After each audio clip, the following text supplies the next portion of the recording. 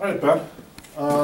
You have made over 30 pieces of work this past couple of years. You made a large body of work, and you've experimented in many different styles, and you've looked at many different artists. Your journey is pretty in-depth, and I was wondering, where would you like to start? Well, I'll actually start with this piece right here. It's called Faith, and this one just kind of, I chose to do a triptych because most triptychs were kind of used to tell different stories and everything. And this one kind of shares the story of my faith and Jesus Christ, and kind of like how Christianity and how that like fits into culture today. And it kind of goes from each panel, it shows like a different element of that. And the first one is just kind of a portrait, and it kind of shows me with some geek glasses on. And it's kind of like he looks scared. He's got a scared expression on his face. But then it goes to a portrait where he's kind of like yelling, and that's supposed to represent like breaking free from these like feelings that he has for sharing his faith. Because when I share faith, I feel kind of like people are judging me, calling me like Jesus freak and all that stuff. So this one's kind of like where he is, where I want to be, and it kind of moves into the next panel where you got like a cityscape here, and it's nice and it's bright and shiny, and it's kind of like, it's supposed to be a representation of culture, and just how like everybody wants to be a part of it, yet I feel like I'm outside of the culture because of what I believe and everything like that. And that's kind of why I show him like kind of walking down with his head down and everything like that. But the pole in the middle, with the lamppost in the middle, is supposed to be kind of like a metaphor to be a light in the city, or just kind of be just one shining light. And like in the Christian faith, we're told to be a light to those around us by how we act and everything like that. And that's what it's supposed to represent. And then it goes on to the next one where it's kind of like, you see this huge eye, and it's kind of it goes bright shiny cityscape to more dull, and like you can almost sometimes, if you step back, you might not even see the cityscape until you get closer to it. And that's kind of, you can take it as being like God's eye, and how he sees the city or how he sees culture, where it really doesn't have that big of an effect as we think it is. It's not as important as we feel it is. All right. Who inspired you? What did you look up? What did you research for this piece? Well, I looked up a few different artists, and one of the first ones, or the first few artists that I looked at right away were Andy Warhol and Wolfgang Kals. And those are more for those portraits, and I really loved what they were doing with the color they used, and just kind of the boldness of like the eyes, the hair, and just like there wasn't blending or anything. It was just kind of straight colors, and like everything was kind of divided like that. The city was actually inspired by some album art that I saw, and the illustrator was Adam Moore. He's done a lot of different stuff for that, but not like fine artist. But the next one, I was just kind of researching some artists, and one piece that just popped out at me was the Atana Girl, I think, and just the green eyes that just popped out from the piece, done by Carrie Gary, and I was like, the eye just kind of like, just really kind of like said something. It stood for something. And I said, well, what if I throw that in my piece and throw that and kind of making that into God's eye, and try to incorporate that and to combine all these different elements of different artists, kind of like, and just combine them to create a story. All right. Did you run into any problems when making this piece? I did. One problem that I still have with it that I would love to go back and fix sometime is this figure right here. The color in the skin is really off. It kind of looks like he's got a green face, like he's about to throw up or something, and it's not exactly what I was going for there. And the composition is just a little off. You kind of got these shrubs like in the street. So for the first, like, this is one of my first paintings that I did, so there wasn't a lot of blending. It was more of I just kind of drew it out without really planning it, like sketching it out. But in the end, like, the composition turned out pretty decently, I think. All right. Where did you go from doing this piece? This piece, I moved on to, I wanted to try something bigger, and that actually moved right up. This was my next piece, the Chuck Close picture, and I still was a little afraid from painting this. I was still a little afraid to blend, but I still wanted to challenge myself. So I looked at Chuck Close and how he took his paintings, split them up in the grid system, and painted each individual square as if it was its own painting. And I thought, that would be a really neat challenge to do. Just even though we saw how he made his paintings, but even try it yourself and try to replicate his work. And so this piece, I did that. I sketched the portrait out, and I was really really didn't know where to start with this piece. I just kind of had to go with it. And one of the first parts I started out with was with the hair. And I kind of just did some really just one circle instead of, if you look at Chuck Lois, he has many different shapes in one square. Me, I kept it simple for right now just to kind of, get the feel for what he was doing. And were those decisions hard to make, and how did you go about deciding what shape or what square gets what shape? What choices were you going through your head? well, for some of it, like the hair, it was more of, that was just, in the picture it was all just kind of one shade, so that's where I kind of did circles, where it could kind of fill in the most space it could. But if you go down to like the nose here, I use more like almost triangles in some spots. Here I moved like a one that crosses 3 different squares. And that was more to create shapes, like this kind of creates almost like cheekbone, like right under the eye part. This kind of creates the bridge of the nose. So it's kind of where what shapes I saw fit for each feature. Did you feel that you could, by the time you finish this piece, that you could start to understand the complexity that Chuck Close starts going through, and how and where does he make that? Oh yeah, I definitely feel like the complexity of it. I mean, even how he gets really close to it and just paints each one individually, and takes a long time on each piece. And even me with kind of having different deadlines and everything, how to figure out how to fill up an entire space like this. This is one of the first times I did like a 4 foot by 4 foot painting, and just be able to figure out how he covered the entire thing yet still keeping everything really detailed. I really came to appreciate what he did. Did you find working this big for your first time kind of scary? Yeah, it was definitely intimidating after a while. I mean, I felt it. I first started with the hair and got a little bit to the eyes, and that was one day. And I took a step back and looked at it. I was like, wow, there is a lot more space to fill on this. So it was a little intimidating at first, yeah.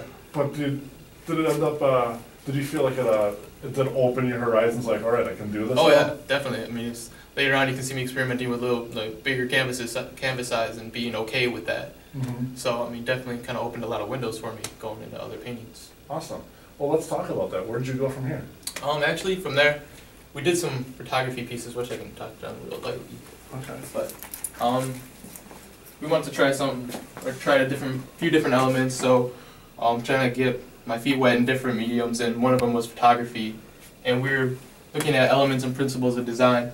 And one of the things that I just kind of wanted to emphasize on was color. Now this one right here, I have 4 different pictures, and each one displaying like a whole bunch of things with different color. And one of them I had crayons, markers, or Sharpie markers, and then just paint. But one thing I realized when trying to emphasize on one element of art was that you kind of had to use other elements and principles of art to emphasize that one. Mm-hmm. So like in this one I have, you look at it and you almost say like, oh, that's a lot of color going on. But you also see there's a lot of crayons, a lot of markers, so you see a lot of repetition. And also kind of the different compositions that I used in the piece. Mm-hmm. So researching this different color and researching these and working with color and space and line, did that start you thinking about how to apply these ideas towards even your painting? yeah, I mean, definitely. When I was taking these pictures, especially with the markers and the crayons, it was finding different angles, different way to put things into, and how the final picture will look, turn out. So it kind of got me thinking of the end product before I even started.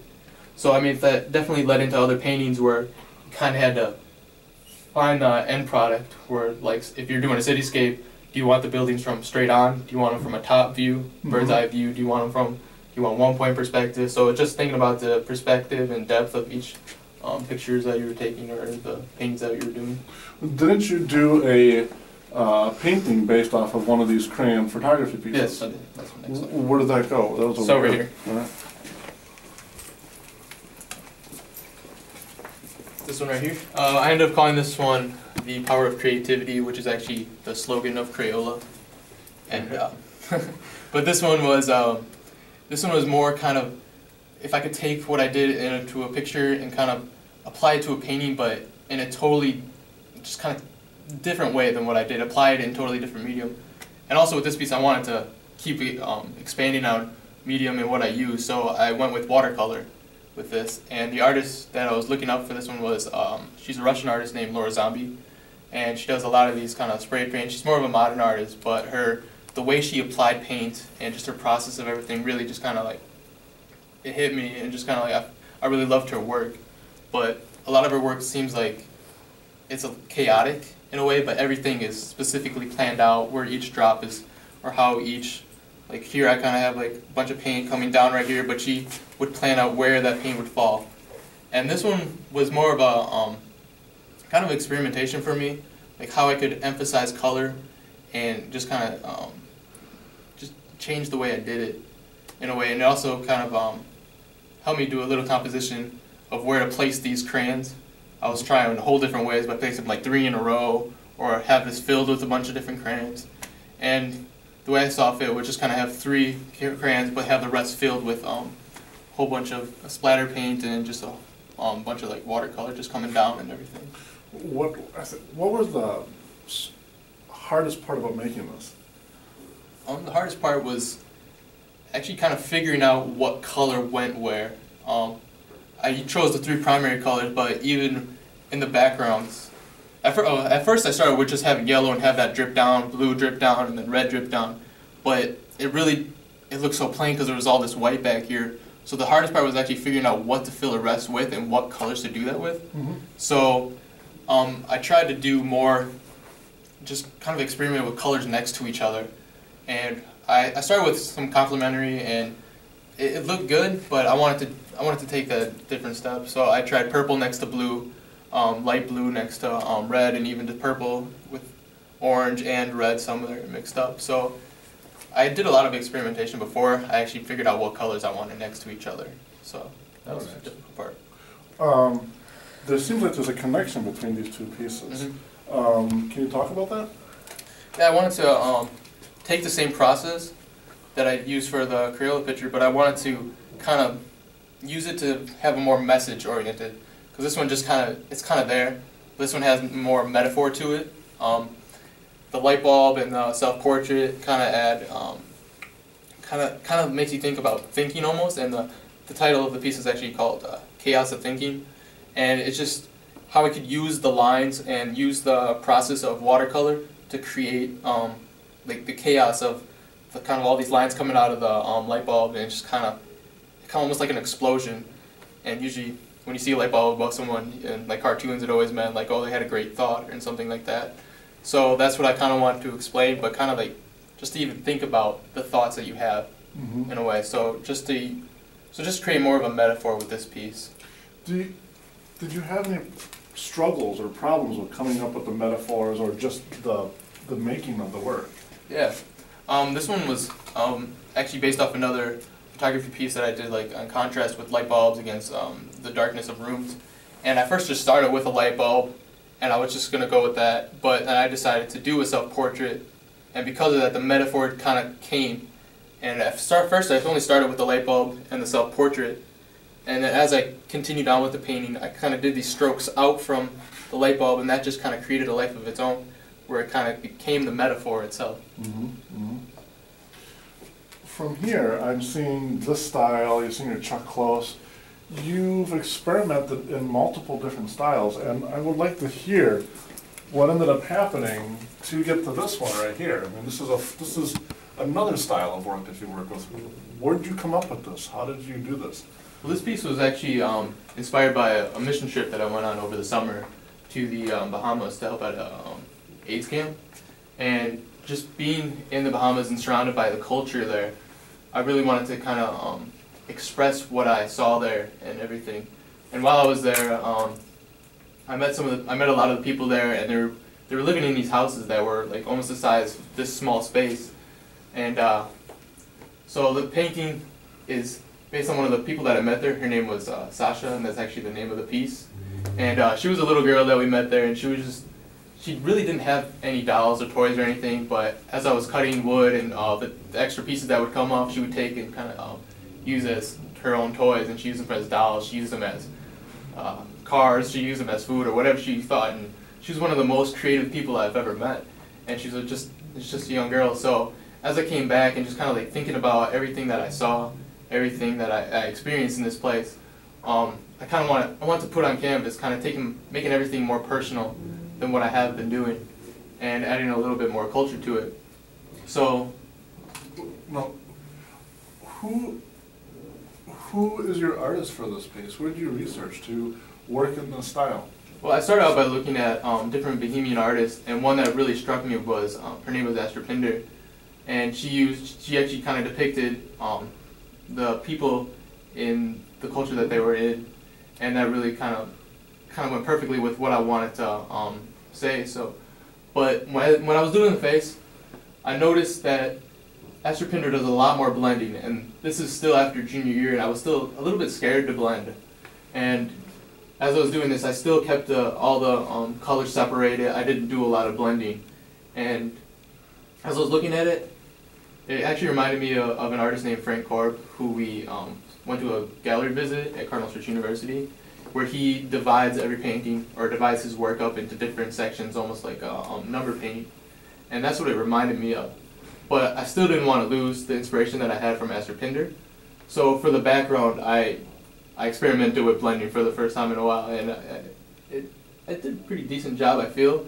Some of the parts where I kind of lost her style was in the grass, and definitely in the kind of the ground area. I just kind of threw this on here. I didn't create shadows. It almost looks like the building's kind of floating when you look down here. Okay. So in that sense, I feel like I lost her style a little bit, but I feel like I copied her style a little bit better through the sand, the water, and the sky, creating the blending look. All right. Well, fantastic. You covered a lot of what you thought was successful. What was probably the biggest problem you had with this piece? Biggest problem. And how did you resolve it? I would actually feel one of the biggest struggles I had was actually doing the building right here. Since I didn't have I didn't do most perspective drawings. I would have a horizon line and go to different vanishing points. And this building's in 2-point perspective, but I actually did this part I added the building in later on. Mm-hmm. So it was really hard to figure out exactly where all the different parts go to, or different angles of the building.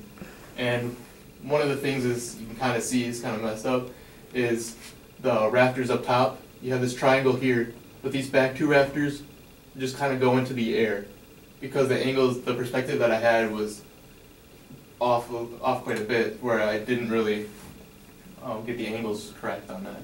So that was one of the bigger struggles, adding that in later. Okay, all right. When you got done with this, was there anything with the technique or the process that helped you in later pieces that you learned off of making this piece? Oh, yeah, definitely. So like I said, I started doing blending, and this is kind of the method that I took from this spot right here. Was I applied first, like it kind of goes from black to brown to a whiter, kind of mix up with the gray in the middle. But I actually learned a different process from starting with the black and having the black and the brown next to each other. Mm-hmm. So first starting with the black, filling in this spot, then dipping my brush in both black and brown, and just kind of blending that while still wet. Mm-hmm. And that's actually one of the problems I had right here. I was trying to blend a little bit, but I would go into it after it already dried up, and with acrylic paints, I learned that didn't work as well. Did you use any of those methods in any other works? I did, actually. I used them in both this piece, The Other Side of Town, and then also Farewell Steve Jobs, that piece. All right. I would like you to talk about both of these, and you can pick which one you want. Go ahead. I'll actually start with the Steve Jobs piece. This piece, once I actually figured out kind of a technique of how to blend, I wanted to expand on that even more and kind of take it to a different medium. And this one I actually used oil paints. Mm-hmm. And how did you like that? This one was done in acrylic. In acrylic, correct? Yep. How did you like the difference, or how did you feel about switching different mediums? It was a little difficult. I was definitely I was excited to see how it kind of worked with using it, but that was actually one of the only pieces that I did in oils, and afterwards I go back to acrylic. So I did enjoy doing the oil, but I feel like I did a little bit better job of the blending with the acrylic paints. Was that water-based oil, or was that turpentine-based oil? It was turpentine oil, but I use a lot of paint thinner, so it kind of looks like almost looks like I thinned it out so much that it gives a flat look and doesn't have that texture that most oil paintings have. Okay, all right. So what did you take from here that brought you over to this one? This piece, well, this piece kind of got me thinking about just kind of taking things that don't really go together and depicting them in one painting. Like this piece, I chose, the inspiration was Pablo Picasso and his blue style paintings, where he would take all these pictures of either like penniless people, beggars, he used prostitutes, and he would give him this, put him in this blue monochromatic painting and give it a feeling of like cold and despair. And I wanted to kind of twist that and kind of say like, what would happen if I used a guy that's not so penniless, a very recognizable figure, and see if it would get that same feeling. Do you think it does? Looking at this piece, I see Steve Jobs, and it kind of takes away from that despair, and because all the great things and how people had really admired him. People look at the piece and they see Steve Jobs. They don't first see, oh, it's Pablo Picasso, or based on Pablo Picasso's blue period paintings. I get a feeling of despair. They just see Steve Jobs. A lot of people that I've talked to about this piece, and they just kind of talk about what they all of a sudden go to talking about what he's done in life and everything. So it really did not create the same feeling as Pablo Picasso at all.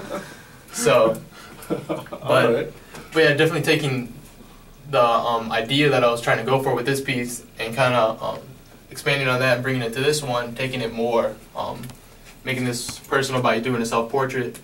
I looked up the artist Grant Wood and his piece, American Gothic, and it was a regionalism painting. And his paintings were more almost a shunned city life. And I wanted to take that and kind of depict myself in a society or a part of Milwaukee.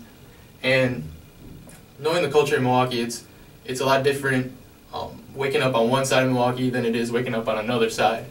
And where I live right now, I mean, it's a good neighborhood. There's some things that happen there, but this is actually an area that I kind of grew up with. I was over at a friend's house, and he doesn't live in, I was over at my friend's house for quite a while growing up, and he doesn't live in the best area, but every morning when I stay over there, all you hear is sirens. You hear police sirens. You hear the ambulance. That's all you hear during the night.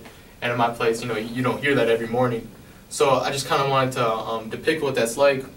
And you see this kind of city or this neighborhood where it's got all these grays and really just dark tones to it, and it just kind of gives you a feeling like it's almost like a depressing town.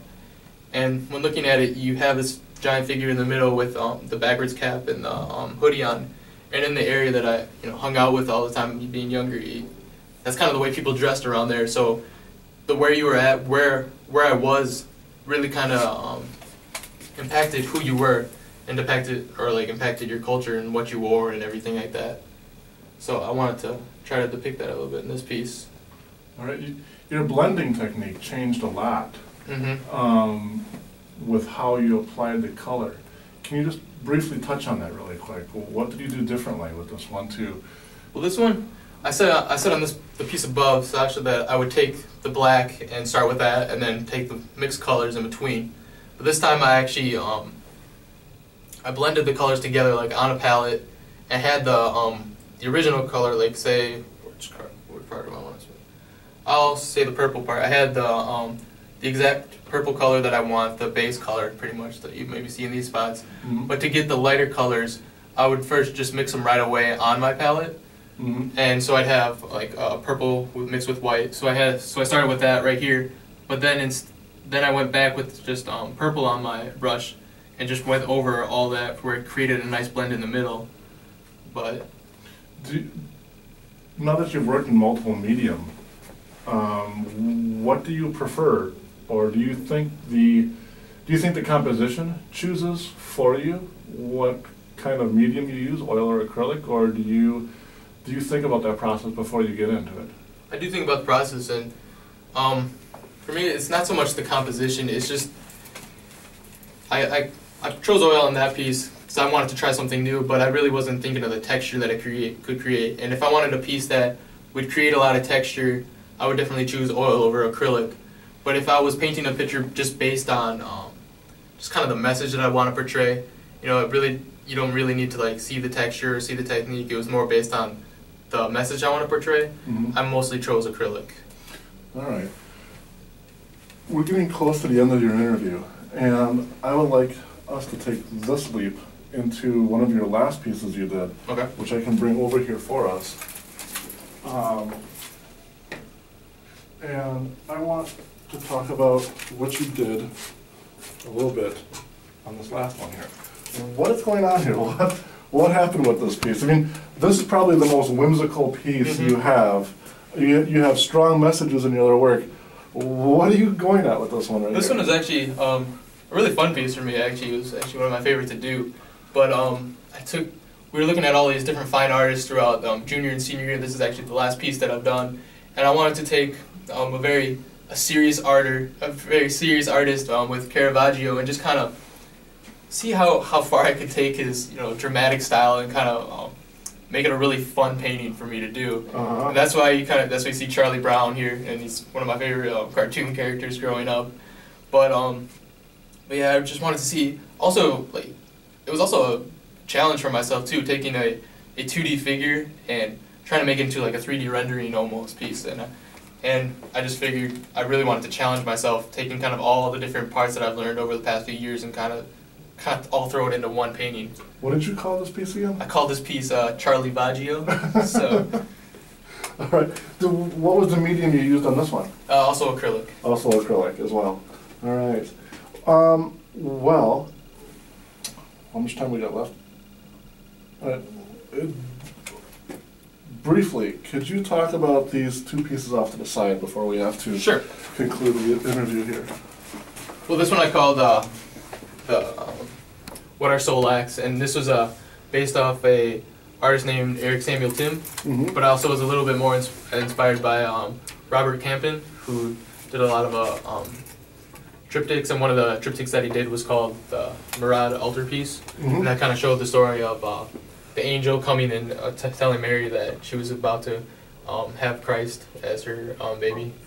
And so I kind of wanted to just tell a whole story based on this kind of metaphor that I saw in the artist that I used. And the artist that I used, he used these figures with the holes in their chest, and all his painting was the figure with the hole, and then three shapes next to it, which are actually these three shapes right here: the triangle, square, and circle.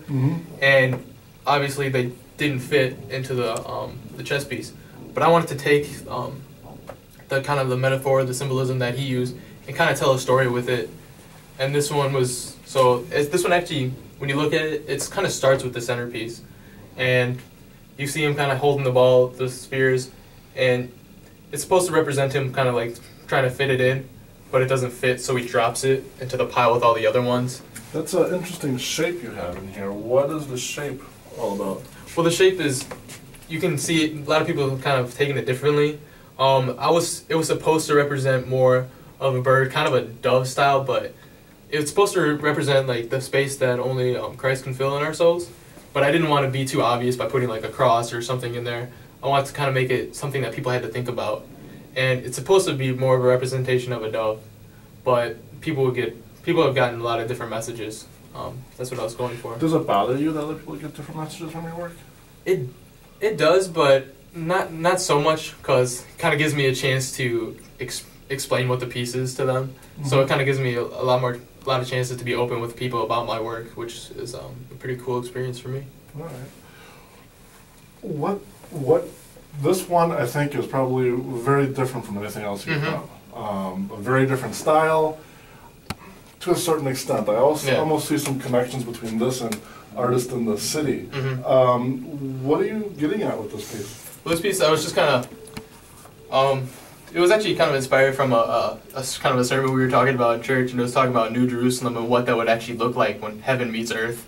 And I kind of thought, I actually looked back at some of my old paintings, and the one that you said is entitled Faith, where I used kind of the same layout of the city, and where it was kind of bright and shiny, but I kind of wanted to use that same depiction here, and you get this sense like it's a really kind of bright city, and then you kind of get this this totally different styled city, kind of like falling top, which in a way it totally represents the city, but it kind of does. It's got a few what you could see as buildings, but I kind of want to be a little bit blurry with that, so you wouldn't exactly know, because we don't exactly know what it's going to look like when that happens.